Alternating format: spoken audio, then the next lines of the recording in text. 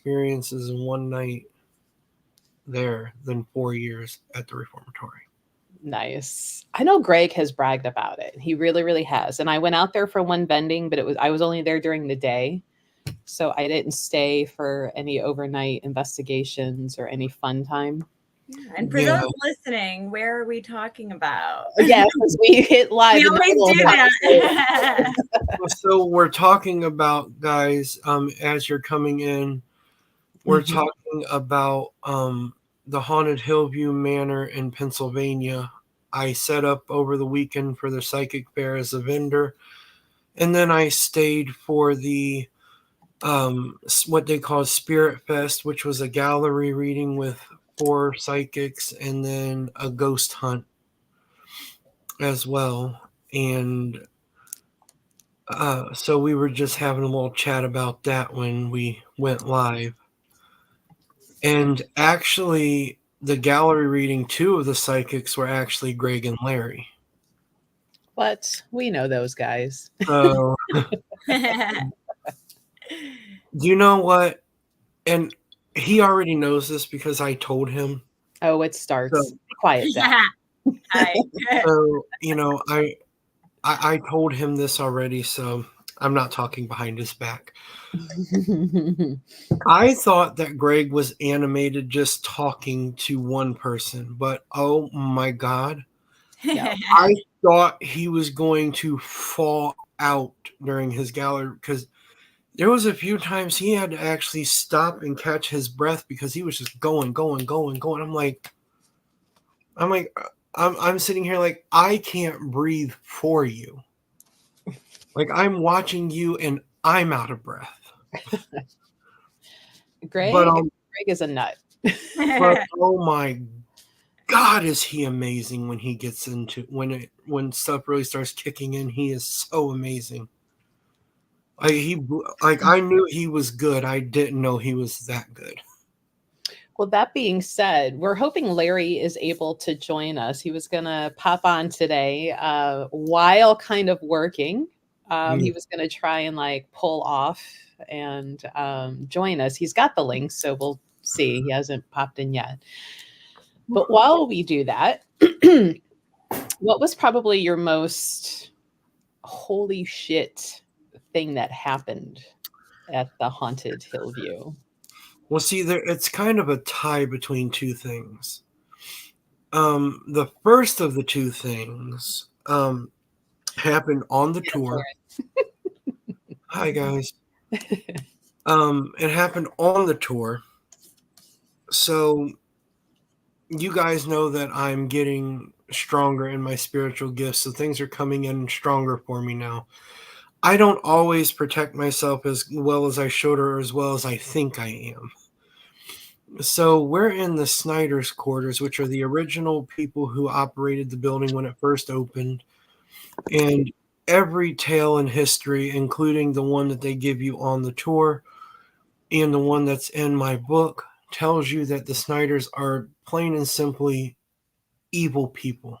They were absolutely horrible, evil people. So we're in their quarters during the tour, and the tour guide's giving information that I already knew because I wrote it in my book. And so I'm just kind of sitting there leaned up against the wall, and I got my eyes closed for a minute because, you know, I've been there all day already. It was 7 o'clock at night, and I'd been there since 9 o'clock in the morning. So I'm like, all right, I'm just going to listen. I'm just going to close my eyes for a second and pretend I'm taking a nap.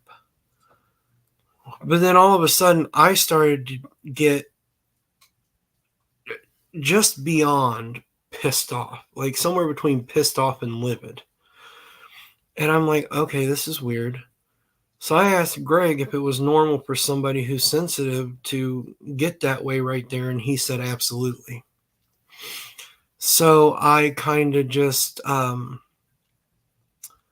said, all right. So I took me a nice deep breath and I just pushed it out. I'm like, no, we're not doing this. You're not making me angry for no reason. So then there's this hallway right outside their quarters that you can go left, right, straight, or back into there. So I called it like a 4-way stop. everybody was standing out there listening to the tour, and I was still standing just inside their quarters because it was super hot. So I'm like, I'm going to stand back from everybody a little bit. And I felt something come up and touch me on my shoulder. And next thing I know, I'm down on one knee, leaned on my ghost hunting toolbox. And I thought I was going to throw up. I was fighting not to pass out. And I heard a girl that was part of this couple ask me if I was okay, but I literally could not answer her. The words would not, I felt them coming, but they wouldn't come out. Wow. And then all of a sudden I heard Greg's voice. All right, Rich, time to go. I snapped back. Greg brought me back. And I'm like, oh, thank you. And I told him all of this after the fact because we had to hurry and keep up with the tour. But I'm like, I told him later, I'm like, dude, I don't know what would have happened if you weren't standing right there, because those other people couldn't get me back. I was like, I think it's because I know you, and like, your energy just came in and said, boy, get your ass up and let's go. Yep. So, and you're lucky you were with like so many like spiritually powerful people, yeah, so that like if you really needed it, Larry, Greg, all of them could like. Yeah. And, you know, throughout the tour, I had to keep, you know, Greg was up at the front a lot talking because he is there so much. Larry was sort of in the back. So, like, I'm used to being at the back of tours because I was a tour pusher at the Reformatory. So I was always the last person. But when I'm on a tour, I always hang in the back. Well, Larry was back there with me, and whenever something started happening with me, I told Larry what was going on. But in that moment, like, if Greg had not been there, because Larry was already gone, he'd already moved on with the rest of the group. So, like, I don't know what would have happened if Greg hadn't been hanging back. Yeah. But that's why it's so sketchy to go certain places alone. Like, yeah, you know what I mean? Because what if you were yeah. investigating and you just walked up there alone to test it? And Well, that see, happened? I won't go anywhere alone. I believe I It's a 100% in on the buddy system because, you know, especially, you know, if something like that happens, if I had been by myself, who knows what would have happened if I had passed out? How long would it be until somebody came across me and was able to help me? Exactly. Like, you know, and that couple was there, yeah, but I didn't know them. They asked me if I was okay, and nothing changed with me. Right. It wasn't until I heard Greg. So I'm convinced that he came in and pushed something away from me. And it wasn't just me hearing him. He like pushed something away. Oh, I'm sure. Or even whatever was kind of attacking was like, oh crap. Like, yeah, you know. So that was the first thing. Obviously, that's pretty damn scary. Yeah. You know. And I think I don't think I know that if it hadn't been 7:15 at night and I hadn't been up since 5 a.m. and I hadn't just got done doing the vending all day, I mean, that was the most people I've ever talked to during an event. Like, I was almost constantly dealing with people all day.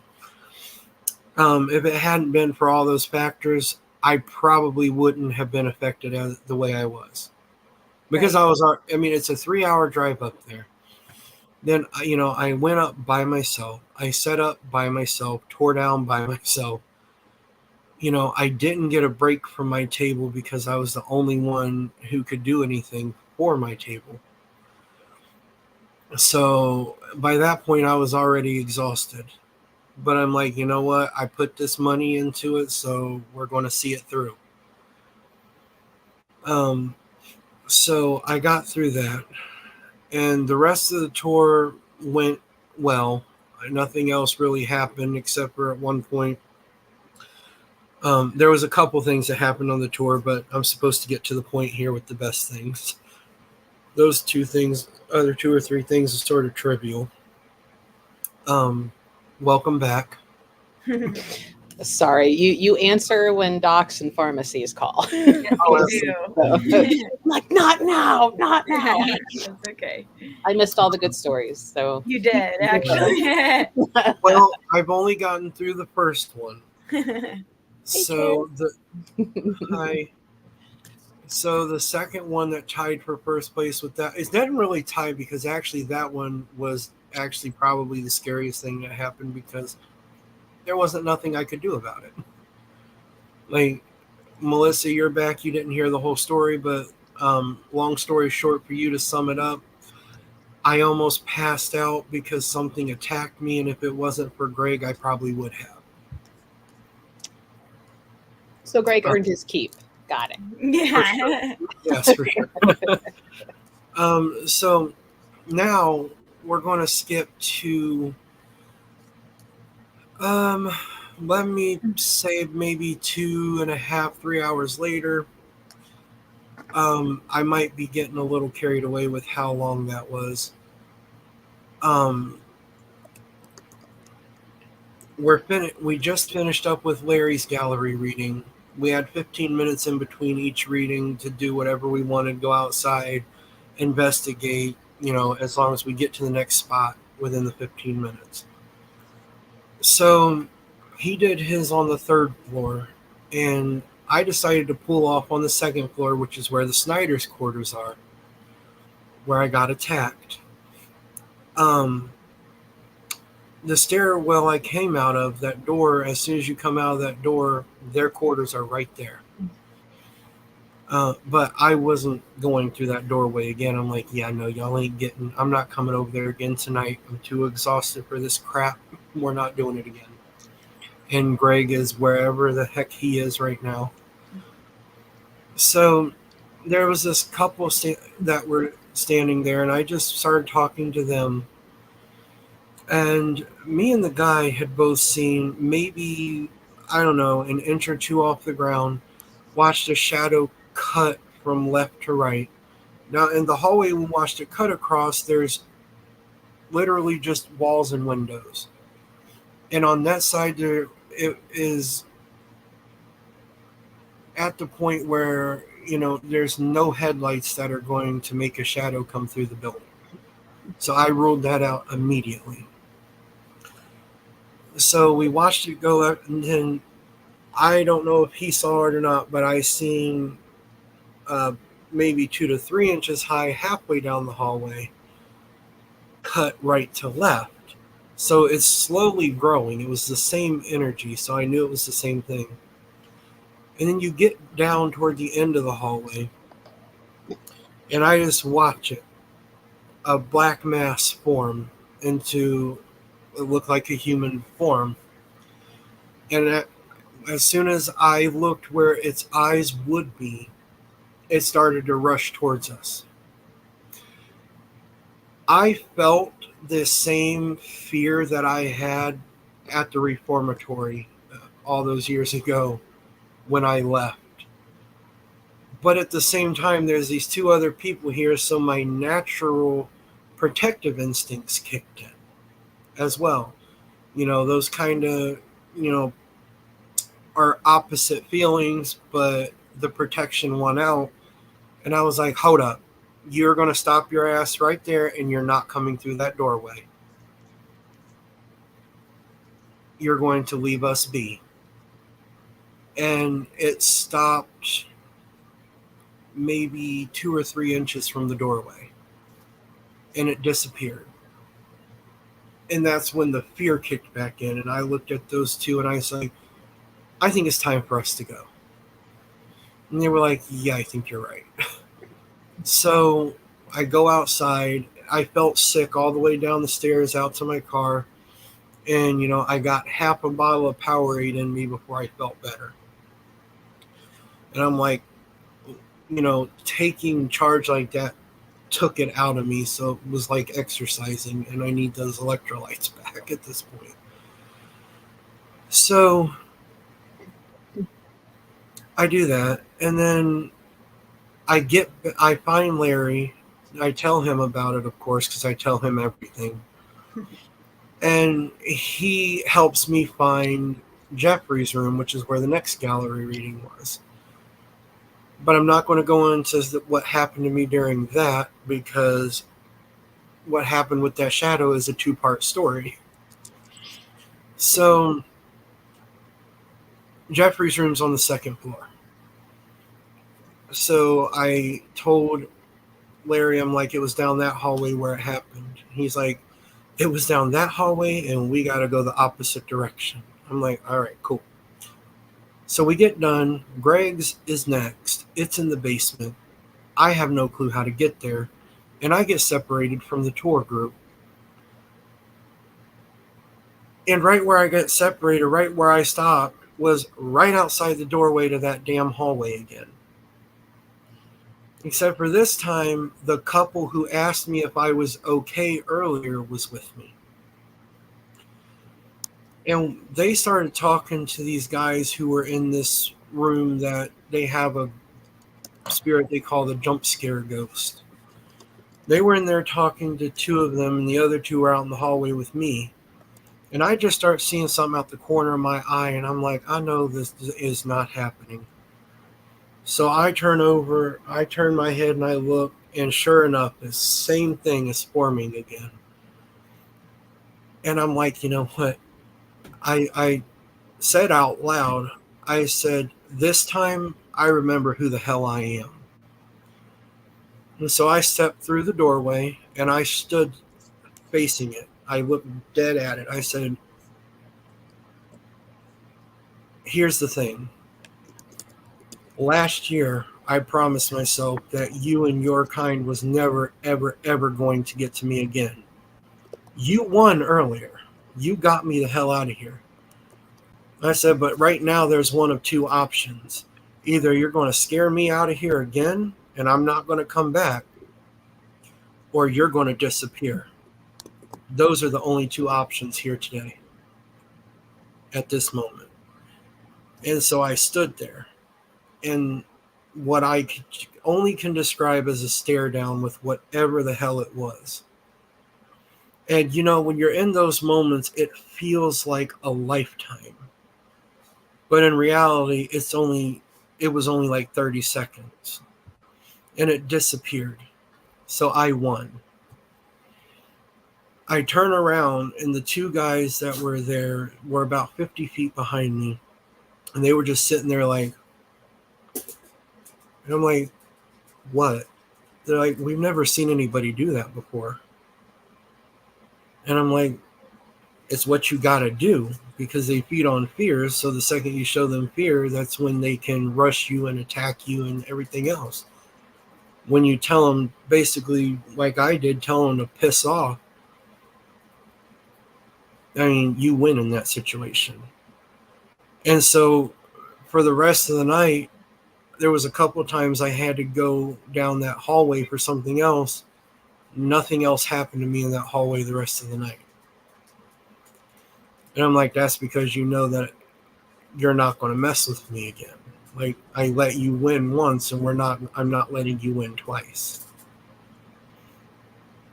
Because I remembered who I was and the promise that I made to myself. And, you know, I had to do that a couple times, because that place is a hell of a lot more active than I expected. When Greg told me how active it was, I thought it was Greg being Greg. And, you know, I'm like, and I told him that. I was like, I thought you were just being your normal, eccentric, over the top self. But man, you weren't lying. You know, from the moment that I walked through those doors after everybody else had left and it was just our tour group, I was like, oh my God. Like, I just knew. I was like, this is going to be a hell of a night. I'm just like, I made the right choice doing this tonight. But there was a lot that happened. And, you know, I was telling Melissa, when I was writing it, I summarized the night and it came out to 9 full pages on a Microsoft Word document. And it was just a summary. So if anybody wants to go investigate, I'm going to put a link into chat from Haunted Hillview and some of their public events. There's one that's trick or treat for kids. I'm like, what about trick or treat for adults? I'm bringing my kid there for real. Right. I need somebody with a kid to borrow because mine's 21. He's even taller than I am. But they've got some cool events. Like they've got one around Halloween with the Wraith Chasers. So if you're fans of them and you want to do an event, you can. August 10th, they have HillCon, which is their paranormal convention. Yeah, I just emailed them and was like, "Are you accepting vendors?" And I will be set up for that event as well. You said August 10th. Just yeah. Okay. I that one in my books. When I signed up for the psychic fair for last weekend, I also signed up to do HillCon. So I'm going to be back there. And one of the I don't know what it is about me that makes people who, especially like staff who work in these places, just migrate to me and just tell me everything that other people wouldn't be told. But and the one guy just like, I don't know, he just like migrated toward me, and then all of a sudden I'm getting all this information and I'm just like, well, that makes sense. Like I knew that, but already because of I felt it, but I'm glad that you confirmed what I was feeling and that I'm not completely crazy. But he was talking about how the next time I'm up there for that he's got a couple more places that he wants to take me after the event is over. And I'm sitting here like, man, I'm going to have to prepare for a few days leading up to that because, you know, like I was telling you, Emily, and everybody earlier when Melissa was gone, it was a 3-hour drive up there. And so it'll be the same then in August. And just like this weekend, I'll have to take everything in alone, set everything up alone, tear everything down alone. And this time they're actually going to have celebrities there. So it's going to be even busier. Karen, if you can like hunch down a little bit, maybe we can. You know, it's a really cool building. I was out there once vending, but it was like during the day, and it is a little bit of a drive even from where I'm at. It's like 2.5, 3 hours. Yeah. So it's like by the time you get up, you drive, you set up, and I had a whole hospital room. So I had a lot to set up and then tear down. And Greg's like, "Aren't you staying?" And I'm like, "No. I'm gonna get this drive over with," and I'm like, odds are I'm probably not even unloading my car tonight. That will be a tomorrow problem. Right. Yeah, I'd be curious to know if they are accepting like vendors or readers for HillCon because it's Larry. Melanie, if you can hey. You're one of our kids. Right. Yeah. I'm probably the one that could pretend to be about. Hopefully you guys can hear me. Yes. Oh yeah. Larry, you're not going to get in trouble with like some OSHA road company, are you? I mean, I know you're hands free, but some of not these unless they're watching a Paranormal Live, huh? Yeah, no. As long as I have my earpiece and my microphone on, and I can keep my eyes on the road, I'll be good. Okay. So I was listening to Richie. That was a good time, wasn't it, Richie? Oh yeah. I was just telling them how on the tour I came up to you and told you every little thing that happened. Like, yep. I had so much happen, and I'm just like, well, Larry's here. I'm telling Larry everything. And in my head, I'm like, eventually he's going to get tired of you talking to him. Just shut up. And I'm like, I'm going to keep telling him until he tells me to stop. Yeah, no, it's that is one of my favorite places. It's so active, and there's such a cornucopia of spirit energy. There's everything from the happy to the very evil and everything in between. And I definitely experienced just about all of it.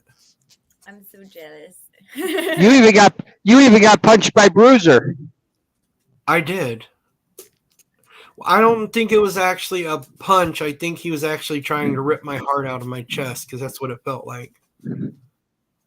Go right for the dramatics, Richie. I mean, I literally felt it was inside my chest and it was like twisting. And I'm like, yeah, you're either somebody who died of a heart attack or you're trying to rip my heart out. One of the two.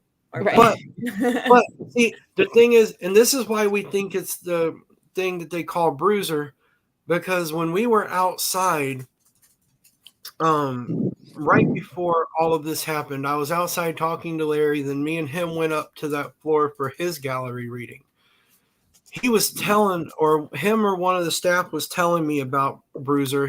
It's a spirit. Nobody actually knows who he was when he was alive. That's sort of a nickname they gave him because they just don't know who he is. And he likes to, push and punch people and all that good stuff.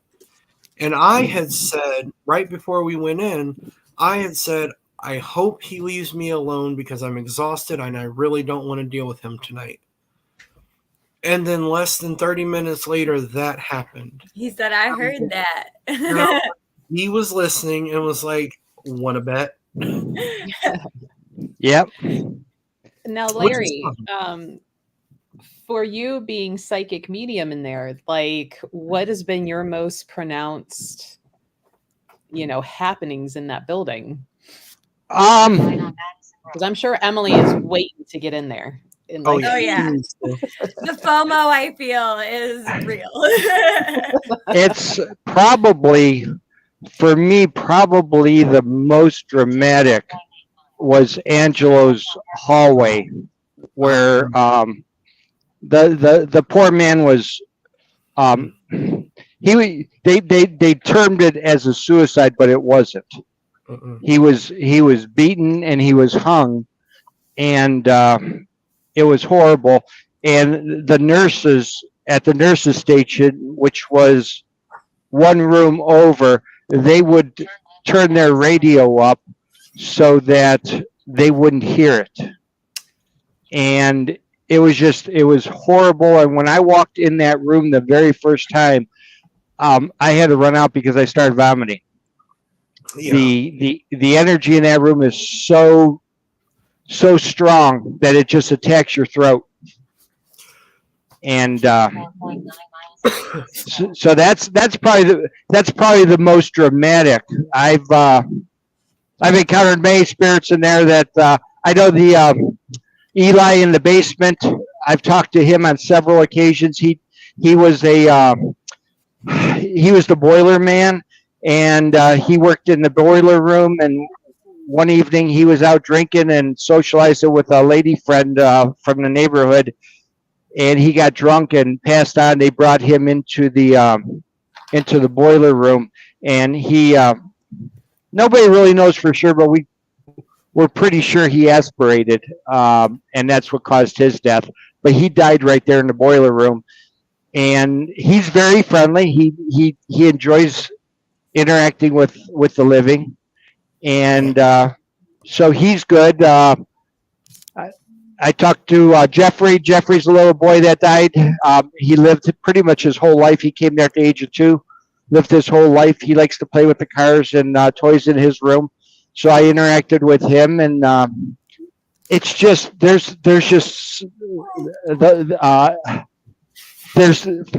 so many.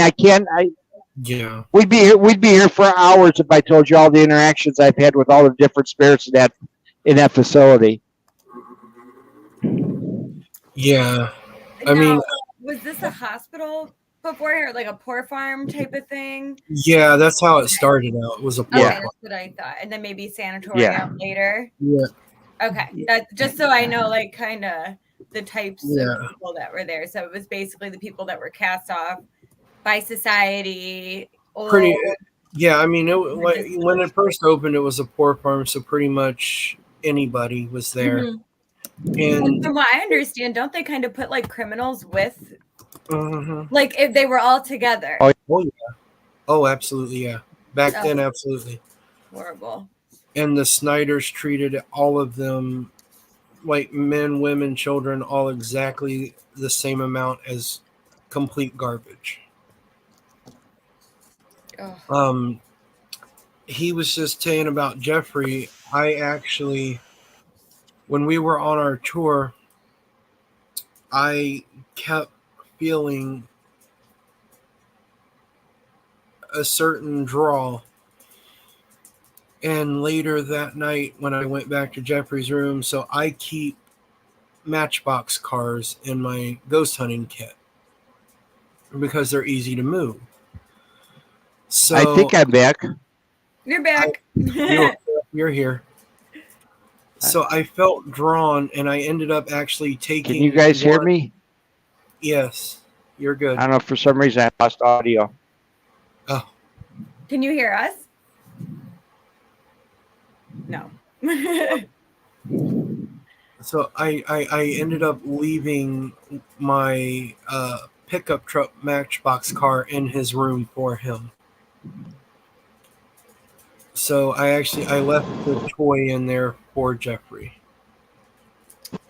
I always like to do that too. And there are children. I remember at like the Grafton school, I Yeah. left like a little candy. So It I was talked. packaged up, so I'm not like. Yeah. giving Well, them- yeah. I remember because you took it from my table. I did. I was like, "Can I have that? Thanks. I need to go do something."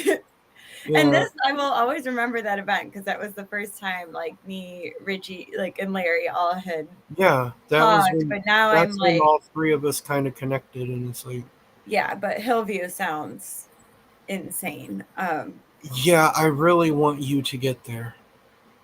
I Like, would love to go.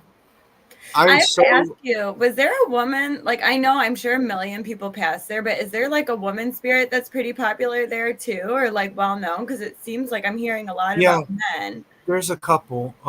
There the one that I heard most about was Mary, and I actually made an offering to her too. So Mary and her friend April across the hall, I actually gave both of them something. So Mary was the way they described it was Mary was sort of the party girl of the friendship, and April was sort of the strict, no nonsense type. So Mary loves party beads. Her room has so many beads. And when I went out before the first gallery reading, I was like, huh. I kept feeling like I needed to give Mary something. So I'm like, okay. So I get in my tote and I get out one of the more fun colored glass bead bracelets that I made. And I took and I put that on one of the beds in her room. And I'm like, this is yours. And so later that night, when I went back, I had asked her specifically to move one specific set of beads because everybody knows I'm obsessed with green. So there was like the St. Patrick's Day beads hanging right in front of me, and I'm like, Miss Mary, can you move those ones for me? And me and the two girls that were in the room with me watched, and the beads just started moving. Wow. And there's no breeze whatsoever in this building. Like I don't think there's a part of that building that actually gets a breeze. I never felt a single one all night or all day even, except for the one I created in my room with my fan. Wow. That's So, pretty cool though. Something told me to ask you that. So So there's her, and then there's her friend April across the hall. And this was weird. I didn't realize that I had an offering for April all day, and I just didn't know it.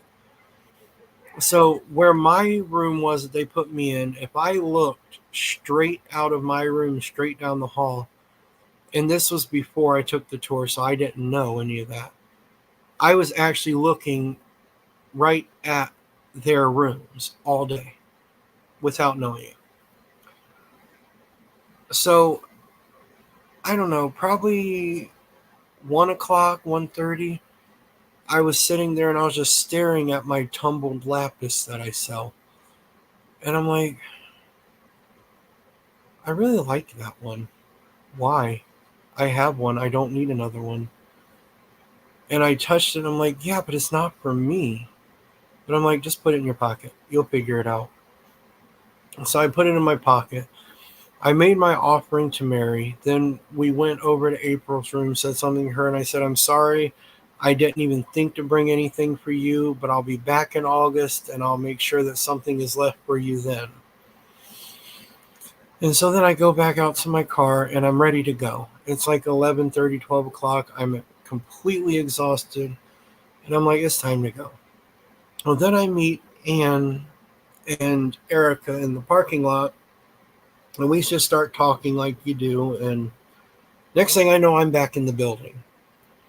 Even though I was like, it's time for me to go. I'm back in the building at this point. So when we go back down there, and I apologized to April. I was like, I'm sorry, I was just outside. I didn't even think to grab a bead bracelet while I was out there. I could have brought you a bracelet. And then right before we were getting ready to leave, it hit me all at once. The lapis was not for me. She wanted the lapis stone. And she had walked down the hallway earlier that day and told me to take it. And I'm like, you sneaky old woman. And so I'm like, and I set it down, and I was like 100% like, when you just absolutely know that you did the right thing. I'm like, that's 100% what it was here for. It was never, I knew it was never mine. I just didn't know whose it was. Well, it was April's. So I left it for her.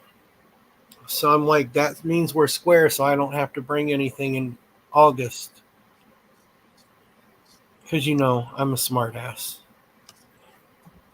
So, And- Emily, we have a question a little far back. Sorry, I was actually getting my vendor thing taken care of. Oh. What is a poor farm? You're still muted, hon. Sorry, had to yell at my kiddo for a second. He was getting too into his video game, so I had to mute it. Like, Henry, chill out. A poor farm, from what I understand, this was early 1900s time period wise, but basically it was a place that was a public or community place, I guess, where anyone that was cast off from society would go to. So orphans, poor people that couldn't afford to take care of themselves or couldn't afford to support their children. So sometimes kids would just get dropped off there because they're hungry and starving or too ill. The elderly people, people with disabilities or mental illnesses. And then unfortunately, a lot of the time criminals just got lumped in with all of these people. Yes. It's okay, Larry. But yeah, basically, like Larry was kind of saying, most of the time they were treated the same regardless. So having a disability or being poor or mentally ill was just as unsatisfactory as being a criminal. The Snyders actually called every one of them inmates. Yeah. They weren't residents, they were inmates. And it doesn't matter how old they were. So even children, got that same kind of treatment, unfortunately. And then you also have to think children are being housed with people who are either criminally insane, mentally ill and not being treated for it. It's not like they're getting care. They're just put that didn't happen back then. No. That was just lock them away, forget they exist. Yeah. Also women too, women experiencing postpartum, wives that didn't want to listen to their husbands anymore. Even more so she's inconvenient and I want to go marry this new lady. All of that happened. Men could literally drop their families off at a poor farm simply because they were tired of them. Literally, yeah. And I'm like, dang. Yeah. I know if it was still like that, I know I would have been dropped off at a poor farm. I mean, Yeah, and so like Imagine if it was reversed. in this case though, in this case, these ones were treated worse than other poor farms. So Where's back? Is Zach right? He's like, paranormal things rarely happen ever to me. I'm trying to get spooked. Let's go. So Let's see if we could do this again. If you go to Hillview, I almost guarantee that something's going to happen. Can you guys hear I would me? want to go. I'm kind of in the same boat. Yeah. Like things We can never hear you. happen. I'm around trying, man. I'm trying. Can you hear us though, Larry? Because it seems like you can't hear us. Maybe not. Yeah. So let's talk crap. Doesn't about seem to be working. I'm sorry, guys. It's okay. Poor man. He's tried trying so hard for I us, know. really. I know. Poor Larry. We might have to try like maybe a Sunday morning before readings, and then we know we have them in store in connection. Tell them to come in like an hour early before reading. I would love to actually sit down and have a whole conversation on a video with him about just me and him going back and forth from what everything that happened, because so much happened. For anybody who missed it at the very beginning, anybody who knows anything about my story knows that everything for me started at the Reformatory in Mansfield. Anybody who knows that name knows that that place is extremely active and very, very haunted. I had more experiences in one night at Hillview Manor than I had in 4 years volunteering at the Reformatory. And that's saying a lot, because I had enough happen to me at the Reformatory to start a book, which is exactly how I got my book written. So, but that place is just, if you have any sensitivity to the paranormal, just do yourself the favor of mentally preparing, put up every protection you can possibly think of. Because it was so crazy that I even forgot that the white sage spray that I carry was actually in my pocket the entire time. I forgot about it. See where I go in, like, bring it. I know. Bring literally. Well, I used to do that until the situation at the Reformatory. Right. Now I only step up like that in situations like in that hallway when that thing that had already That's rushed. where I would go chase it. Like, where are you going? Yeah, I know. I'm not done talking. I think I'm kind of like in the middle. So like I'll go in and be like, I want to see everything, but also great grandma, like hang around just in case I get myself in a little too deep. Like I need you to be there. That's something else that a lot of people don't understand, and I come to learn this. It was a more recent development, but I used to be that way. When something tells me not to go in, that's all the more reason for me to go there.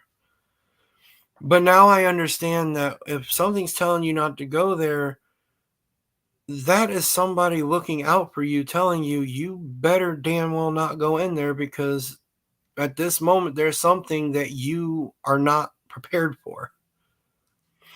Like on a good day, if I had just driven up there and for a hunt and hadn't done all that other stuff, absolutely, bring on anything you got for me, come, because I'm ready. But I was already exhausted. Well, yeah, that's a totally different, because that is when you tend to be affected by stuff more, as if you're sick, you're not doing well mentally, under the influence, super tired, all of that. So that totally makes sense. Right. And I agree, Chair. Like, Chase, go. That's why you're there, is to go find that, to get that evidence. I see that happen all the time. They're like, do this, do that, do the other thing. And then when it happens, they're like, and they book out. And it's like, okay, so you're going to come back later and ask them to do something else after you just freaked out when they did what you asked them to do. Like, I wouldn't do anything else for you. You just freaked out on me. Yeah, and Zach here. So I go to the reformatory every Halloween hoping to have an encounter. Maybe I scare them. You know what I think it is, Zach, is you're such a snarky fella. I feel like they're like that penguin. Well, no, I'm not doing it. Like, you know what I mean? Like I think they might just be that's their way of messing with you, is not doing anything at all. Here's the thing also about that. If you're going around Halloween, that's when they have the haunted house. So you have all the actors in there. And I can tell you from experience, the spirits in that place do not like the actors that come in there. Because they feel very, very disrespected by it. Because essentially what those actors are doing is making fun of them. Mm-hmm. Like, I would be pissed off and not do anything for anybody either. Unless I decided I was going to knock somebody in their head, that would be a different story. I feel like part of me would be like, oh, you think that's scary? Like, watch this. Yeah. Like, I'm about to like, Zach, quit ratting me out. Well, legit run towards scary stuff. She did this once when a table fell in the hallway near a window. I thought someone broke in and she ran. That's funny. Yeah, like I said, on a good day, on a normal hunt, I absolutely run right towards it. Like, okay, I'm not running away from it, because if I was going to run away from it, then why the hell did I come here in the first place? But especially this weekend, like I said, and like I keep completely, like, and I've said it 1,000 times, I'll say it 1,000 more if I feel like I have to, I was exhausted. Yeah. So it's like, I knew before I ever went in for the tour and for the ghost hunt, I knew that I was not prepared for everything that place had to offer.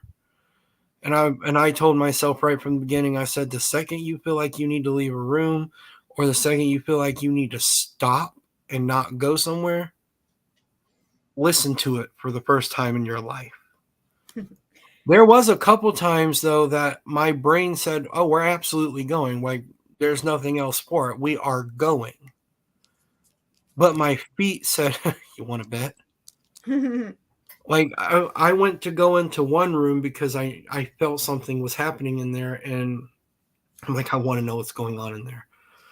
So right. I made up my mind. I was going into this room, but my feet wouldn't move. They absolutely refused to walk through that door. And I'm like, you better move. Like, and then I finally gave up. I'm like, all right, let's go. I'm going to go, whatever. Let's just use Jeffrey's room, because that's the first thing that popped in my head. Like, fine, I'll go to Jeffrey's room instead. My feet started moving right away. And I'm like, so my guides are stopping me from going in that room right now, because I can't handle what's happening in there. At this moment, I'm not mentally prepared or spiritually prepared for what's happening in there right now. No, I could have sworn I saw a comment from Stacia. I don't see it now. I was going to put it up. Because Stacia, another psychic medium and somebody who likes going into scary places, and she's on some of the events for Hillview, and she was just there this past weekend as well. Yeah, she did. She was one of the psychics for the gallery reading. Oh, okay. We do have her in store. Let's see. When are we coming to Georgia? I mean, as soon as I can find a good time off and a way to write it off, I will pack shit and go. Oh yeah. Wouldn't take much convincing. Right. Sure. Right. It's already on my bucket list. Like. And Vicky's like, if I were younger and went places, I'd want you three there. Aw. Richie for his compassion and skill, Emily for her wisdom and intuitive, and me because I'll just mouth off at him. And I appreciate you saying that. Yeah. But absolutely, Melissa, I think she would get us into a lot of trouble. That's what we need, though. I mean, if anything, though, and I was talking with Stacia about this, I'm like, after a certain point in developing in the spiritual stuff, it's like things Yeah. seem to avoid me anyway. Like Uh, places that things happen all the time, I go in there and it's like crickets. And I'm like, why? They're like, Why can't that we lady play? owns a whole witchcraft store. Like, I'm actually gonna not mess with her. They're like, You know, like a friend of mine, I don't know if he's listening while working, so I won't rat him out, but shush. I would go visit his family every time in Tucson, and his girls, his little ones, were having some issues and just kind of connected in on our way. And I'm like, okay, I can kind of see what's been going on, blah, blah, blah. And as we're pulling into the driveway, watching these black shadows like vacate the house, and I'm like, well, where are you going? Yeah. And we get in there and I'm like, well, there's nothing now. And my friend Kayla, she's like, yeah, they left. But, you know, I'm like, okay, well, I'll help these little girlies, you know what they need to do and, you know, keep themselves. Right. All the time. So, Oh, yeah. you know, I don't know how, I don't know why. So if anything, I might keep you out of trouble because nothing's going to happen. Unfortunately, that's why I'm like, I want to go to Hillview on a hunt just to see. And if they won't do it, then you need to go in the parking lot. And well, I mean, even at like that House of Wills where I showed you guys that picture, like that was all like at the end of the night, and I was at the clear other end of the room, but sitting at the table with a physical medium who has trained under Buckland and everybody else who normally gets tables rocking and things moving and crickets. That's hilarious. And so finally I'm like, let me move away. Let me go sit over here. And that's when stuff was going on. And I'm like, hey, well, at least you know you're protected though, right? Like nothing's ever gonna my don't F with me is so strong. But in this realm and the next. Absolutely, yeah. It's hard to have paranormal fun. So funny. But hopefully next time we're on in a couple weeks, and maybe like I said, we were kind of hinting at that whole like maybe we should look into doing the Sunday with Larry before readings and get his take on it while he's not trying to drive and make sure he doesn't get in trouble for driving while live. No smack on the hands and fines, Larry. You know, to go over this. See what that wasn't Larry, that was Schmary. That was Schmary Berry. That was I don't know. Zach's wisdom here. Theory has always been Melissa, him, and those like us are perpetually protected because our energetic selves mimic our physical personalities. See, the first time I met Melissa and saw the rook chess piece above her head as her symbol. Also see myself just as who I am as a person. Okay. Nice. Could be. There is protection in the sass and the mouthiness, apparently. Oh, absolutely. Hence the fact that as soon as I copped an attitude with that shadow, it backed down. Yeah, it's funny too how I feel like all of us, like our personalities definitely come out in the way we would handle stuff. Like Melissa would like confront it, give some sass. I like giggle. Like I don't know what my problem is, but like it could be the scariest thing in the world happening and I'm laughing. Like, and I say thank you, and hopefully I haven't pissed any spirits off yet, but it's just like my immediate reaction is to start laughing.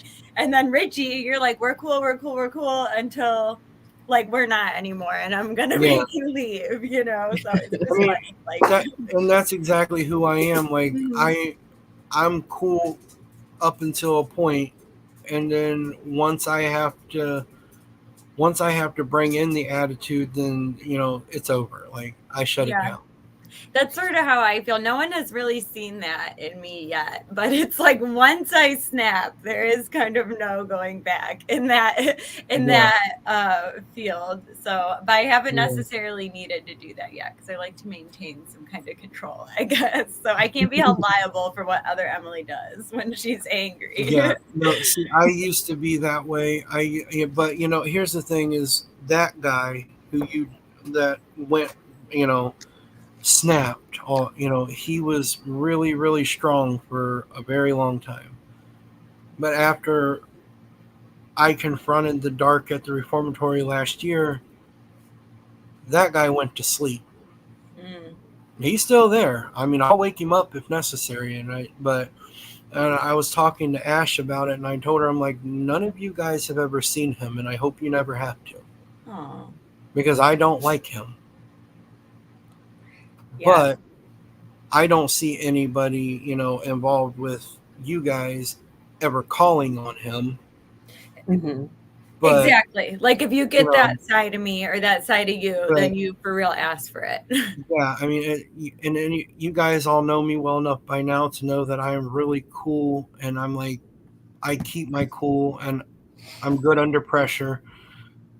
But man, don't think that I'm a pushover just because you've gotten away with all this stuff so far, because one day I am going to go off and you are going to feel victimized because I am going to destroy you. No, I get it. Melissa will roll her eyes at this, but I've got the Gemini rising, so I come off very friendly. Oh my God. Really, like whatever, but the Scorpio, so that's why. I mean, I was born, obviously June 2nd. We all know that. And I'm a Gemini. And I'm like, one of my twins is the one that everybody gets, and that's who's sitting here talking to you guys all the time. But that other one, he's sleep. He's sleep, but don't think that we won't poke him and wake him up if necessary. Melissa's got the one side. I mean, to be completely honest, I don't go in mouthy. Like I don't go in like those. Right, of course not. You have respect for the people that are there, and respect for the dead, of course. But I am that one. If something's making noise over there, I'm gonna go see what that is. But I'm also like that type of parent. Like you're either too quiet, what are you doing, or what is all of that? It's not I'll wait for them to come find me. I'm like, what are you doing? But yeah, and I don't tiptoe around, either. So it's just weird. I get it. There was a couple times where I was actually like, listen, you got to do better than that if you're going to convince me that you're here. Oh my gosh, I'm reading Zach's comment because this is the first time I ever read for him. And he'd asked me to read for him because we hadn't really talked a lot before, so I'm assuming he was looking for someone that like didn't know him personally, Man, I read for him for that. I tell her off all the time for that. Huh? Tell me up. I know exactly, but this was me when I first started at Gotta Sleep, and I'm reading for him, and it's 15 minutes long, and he hasn't said a single word.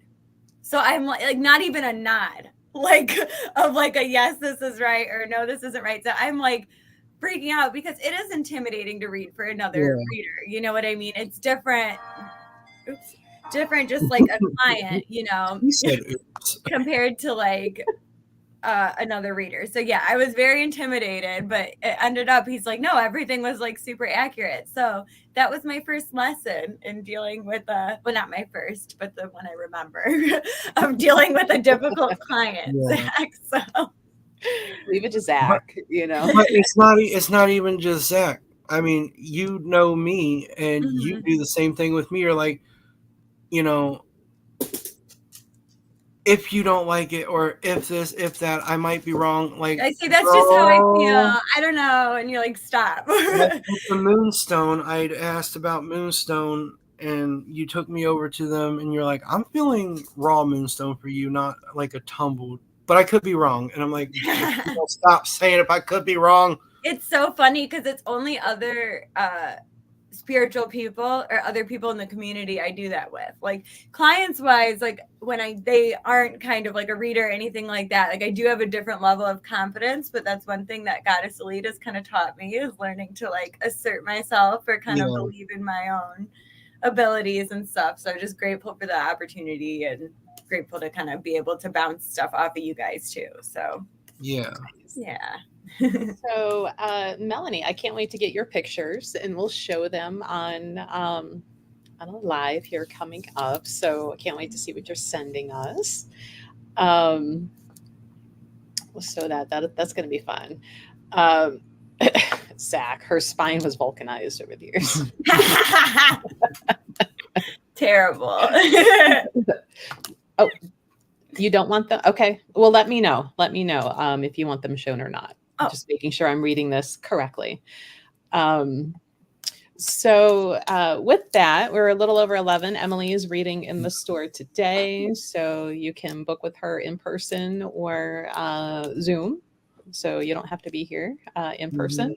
And as of right now, we'll be back in 2 weeks with our next topic, since we're going to 2 weeks during the summer because we're all so busy. Yes. And makes it a little easier to have things prepped and more time to con like Larry or Greg or somebody to join us. They're busy people. Saturday, guys. Saturday. Saturday, what? Saturday what, Melissa? Wine and spirits. Only the giant circus I'm trying to keep. Yeah, thank you. My brain wasn't letting me come out with the name of the event, but I know it's this weekend. It's and here already. Yeah, I'm gonna be there, guys.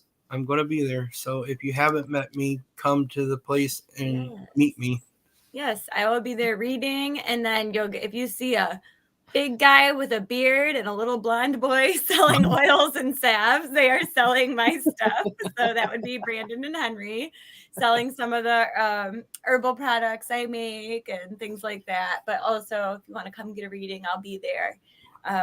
Along with a ton of other readers. I know Larry for sure is going to be there too, right? Yeah, we've got like 26, 27 readers there, like 20 vendors. So there's a lot going on. And I know food.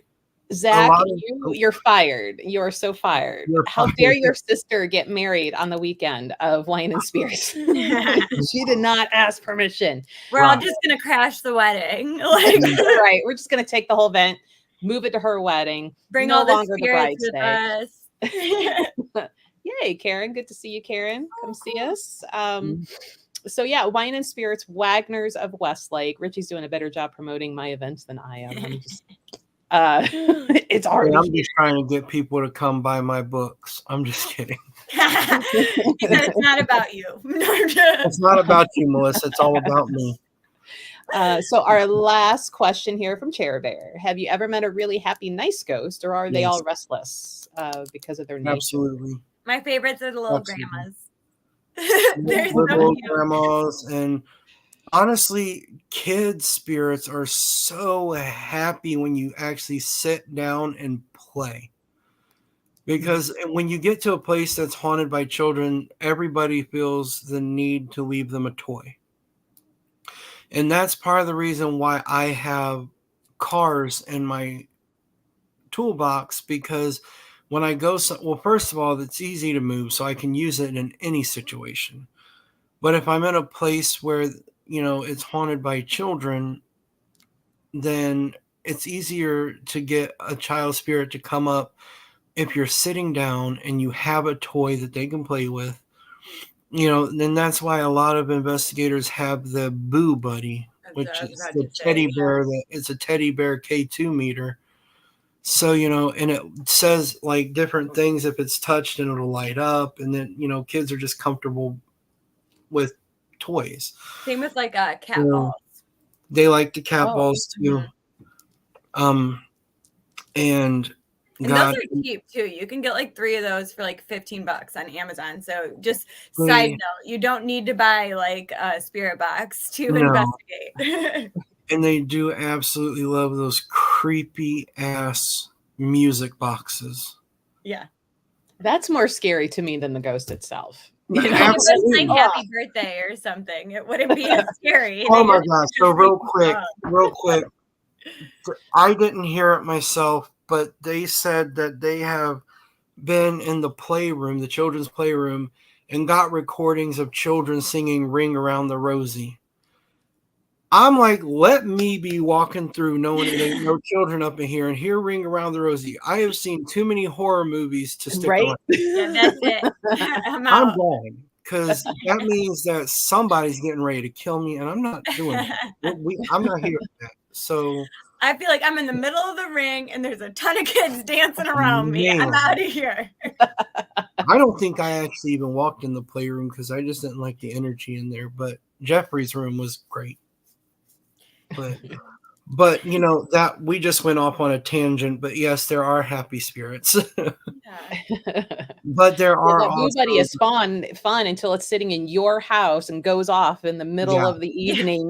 Like, I don't like your bear now. Yes, yeah, Cher Bear is absolutely right with the Ring Around the Rosie song, and it's very disturbing. Yeah. It is, and so is the Muffin Man. That Yes. Muffin Man was because there was a serial killer killing children. Yes. When I found out about that, I was like, I will never hear that song again and not think about that. Yep. He does live on Drury Lane. It was to warn the kids, like, don't go take muffins from that Muffin Man down there because they go missing and everything. So it was like a real Sweeney Todd type. Oh, they really could have been more clear in the song. No, it was legit. Like, this is it. I'm just saying, like, the Muffin Man. It sounds like he's a friend. They should have been like, don't go there. Right. So. But we're 5 minutes over. I know we're chatting a bunch. Yeah. Oh, we're way more than 5 minutes. So yeah, guys, we'll be back in a couple weeks. If you're local, come see us Saturday and join the shenanigans that will be going on in the building. And we'll see you guys next time. Bye. Yep. See you Bye, guys. listening. Ugh.